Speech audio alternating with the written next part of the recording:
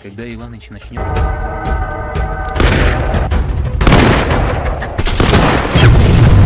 Halo semua, selamat datang di alur cerita film A For Movie. Gimana kabar kalian hari ini? Semoga sehat selalu dan dimudahkan segala urusannya.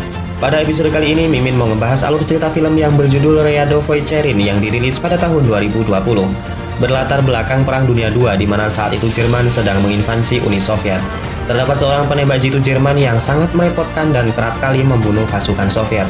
Duel sniper kemudian tersaji di mana pasukan sniper muda dari Soviet berusaha menghentikan langkah sniper Jerman. Ya udah, tanpa berlama-lama lagi, mari kita masuk ke filmnya. Semonggo.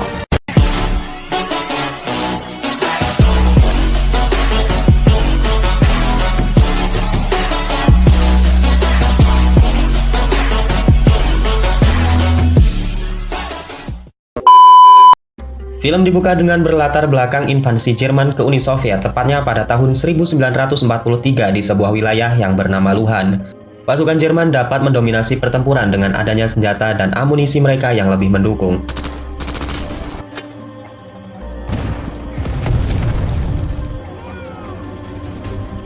Pasukan Soviet harus bahu-membahu merapihkan kembali barisannya, sembari bertahan dari gempuran mortir dan senjata mesin yang digunakan oleh Jerman. Selain itu, kubu Jerman juga memiliki seorang sniper handal yang bernama Scud, di mana ia sudah kerap membunuh pasukan Uni Soviet.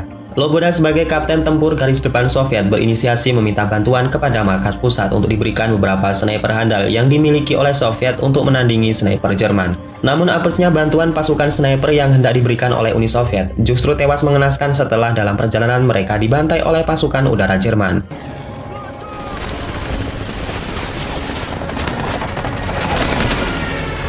Dan kemudian menyisakan 4 orang tentara biasa yang tidak memiliki basic sebagai seorang sniper. Dari keempat pasukan Soviet yang selamat itu, seseorang di antaranya bernama Igora. Dari perawakannya, ia memiliki darah Asia yang mengaku sebelum berperang dulunya ia adalah seorang pemburu. Letnan Loboda kemudian tertarik dan penasaran dengan skill menembak seorang pemburu. Ia kemudian dibawa ke sebuah hutan dan diminta untuk menembak target yang sudah disiapkan.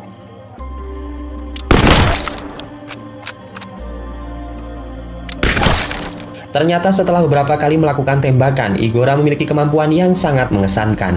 Walaupun ia belum pernah dilatih secara khusus menjadi seorang sniper, Letnan Loboda yakin jika Igora nantinya dapat menjadi sniper hebat dan mengalahkan skuad sniper dari Jerman. Singkat cerita, Igora ditugaskan menjadi seorang sniper di medan pertempuran. Pada saat itu pasukan Soviet harus digempur oleh pasukan Nazi Jerman dengan berondongan peluru dari senjata mesin yang mereka miliki.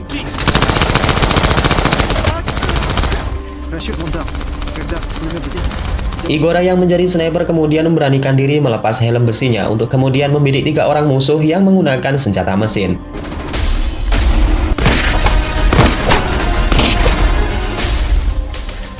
Melihat aksi gila tersebut, para pasukan Soviet pun dapat bernapas lega, karena sebelumnya mereka tidak bisa memiliki celah menyerang saat pasukan Jerman sudah mengoperasikan senjata mesinnya. Selain itu, banyak sniper Jerman yang telah menghantui pasukan Soviet. Meskipun sebelumnya pasukan Soviet memiliki seorang sniper yang bernama Grigori, ia tidak cukup tangkas dalam meladeni kehebatan sniper Jerman yang bernama Scud.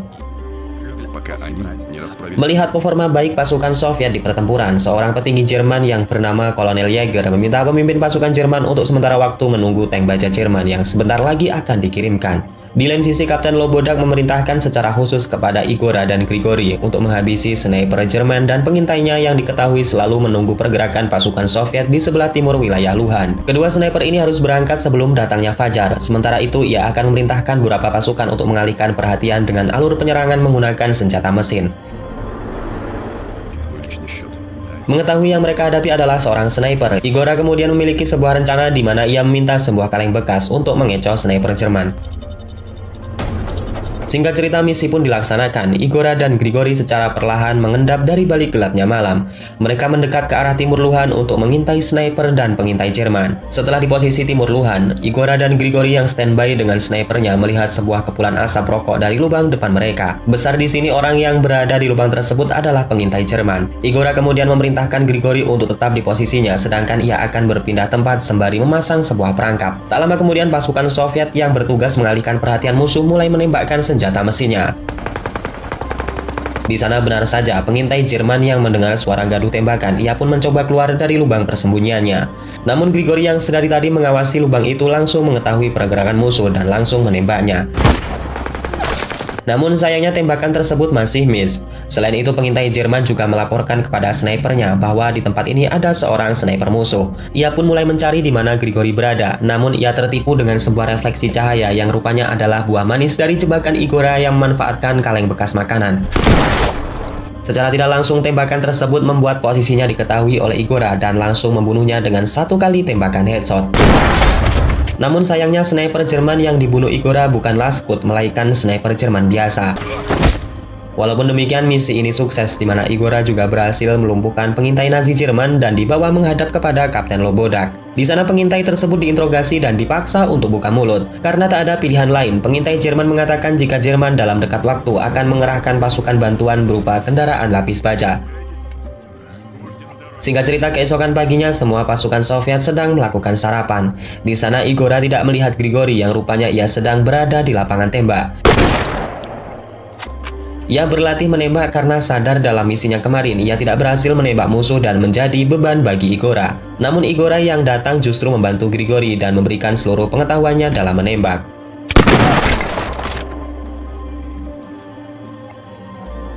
Setelah selesai berlatih, Igora kembali dipanggil oleh Letnan Lobodak. Di sana Igora diberikan misi berat untuk menghancurkan sebuah jembatan yang nantinya akan dilewati oleh pasukan tank Jerman. Igora akan dibantu oleh beberapa pasukan infanteri Soviet dalam menjalankan misi tersebut. Sedangkan Grigori akan kembali bertugas menjadi seorang sniper di garis depan pasukan Soviet. Singkat cerita, misi dilaksanakan pada malam harinya. Igora dan pasukan infanteri mulai merayap melewati pos-pos pertahanan Jerman hingga sampailah mereka di dekat sungai yang mana terdapat jembatan yang akan mereka hancurkan.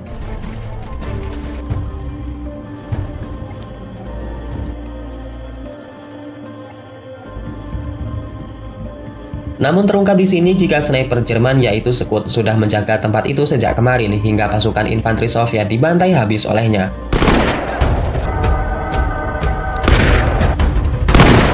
Igora yang melihat teman-temannya mati berusaha untuk mencari keberadaan Scud. Namun kamuflase yang sempurna serta jarak pandang teleskop yang kurang memadai membuatnya harus berpikir keras. Namun Igora yang cerdas kemudian menggunakan sebuah cermin yang kemudian hal itu langsung direspon oleh Scud. Setelah melihat keberadaan sniper musuh, Igora pun kembali bangkit dan berhasil menumbangkan Scud. Di lain sisi, beberapa pasukan Jerman yang sudah mengepung wilayah tersebut berhasil membombardir dengan beberapa mortir yang membuat Igora terjatuh. Melihat Igora pingsan, salah seorang pasukan Jerman yang masih sadar berusaha mengambil senjata Igora. Ia tahu jika Jerman tak akan mengampuni seorang sniper dan alhasil Igora ditawan dan diinterogasi oleh petinggi Jerman. Kolonel Jaeger memaksa Igora untuk menyampaikan pesan propaganda kepada pasukan Soviet, di mana pesan itu kurang lebih mengajak pasukan Soviet untuk menyerah. Jerman akan menjanjikan kedamaian dan kebahagiaan yang tidak pernah mereka rasakan sebelumnya. Namun Igora yang cerdas justru mengatakan sebuah candaan sehingga membuat Kolonel Jaeger marah dan menyuruh anak buahnya membawa Igora ke ruang tahanan.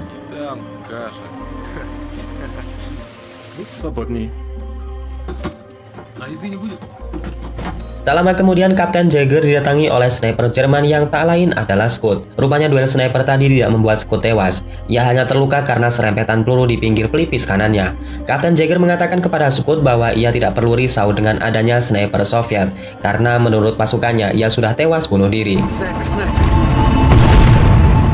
Namun Scud mengatakan jika yang melakukan bunuh diri bukanlah sniper Uni Soviet. Yang dimaksud sniper di sini adalah orang Soviet yang memiliki darah Asia. Mendengar hal itu, Kapten Jaeger pun kaget dan mencurigai Igora. Ia pun kembali memanggil anak buahnya untuk membawa Igora. Namun rupanya Igora yang cerdik berhasil kabur dari ruang tahanan dan melarikan diri ke arah hutan belantara. Kemudian di pagi harinya Igora yang melarikan diri dikejutkan dengan beberapa pemuda yang sudah menodongkan senjata di belakangnya. Namun rupanya mereka bukanlah musuh, melainkan beberapa partisipan Soviet yang sama-sama memusuhi Jerman. Igora dibawa ke markas mereka dan di sana Igora menyampaikan pesan dengan markas Soviet dengan kode bahasa yang hanya diketahui oleh pasukan Soviet berdarah Asia sama seperti dirinya.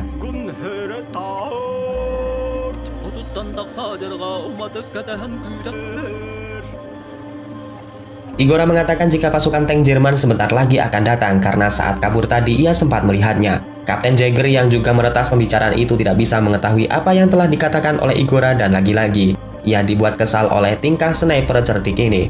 Selesai menyampaikan pesan, Igora kemudian meminta bantuan kepada pasukan partisipan untuk meledakkan jembatan dengan menggunakan sebuah mortir Jerman yang sempat ia dapatkan dari hutan. Di lain sisi, di garis depan terjadi pertempuran hebat para pasukan Jerman dengan Uni Soviet. Pasukan Nazi Jerman yang mendominasi serangan menggunakan senjata mesin membuat pasukan Uni Soviet kewalahan.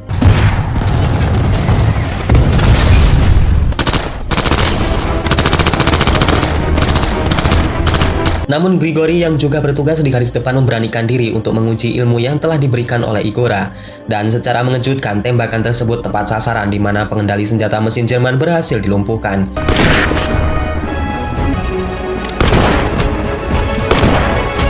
Melihat tempo pasukan Jerman mengendur, akhirnya secara serentak pasukan Soviet diberi komando untuk maju menyerang sehingga berhasil memukul mundur pasukan Jerman.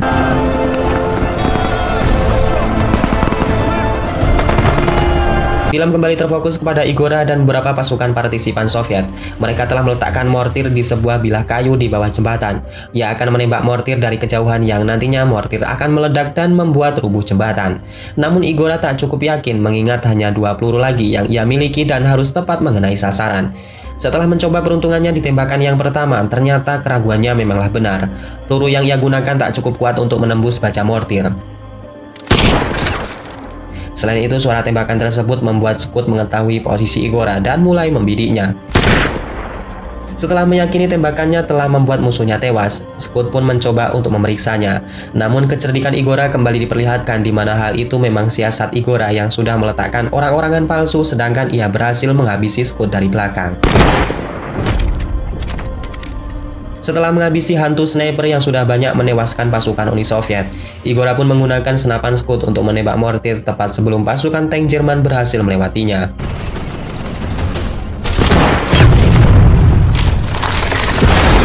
Di lain sisi, pasukan Soviet yang terus menggempur pertahanan Jerman berhasil memasuki jantung pertahanan dan Mayor Jäger berhasil dijadikan sebagai sandera. Film pun ditutup dengan kemenangan Soviet dalam pertempuran dahsyat di wilayah Luhan berkat kecerdikan yang dimiliki oleh sniper Igora.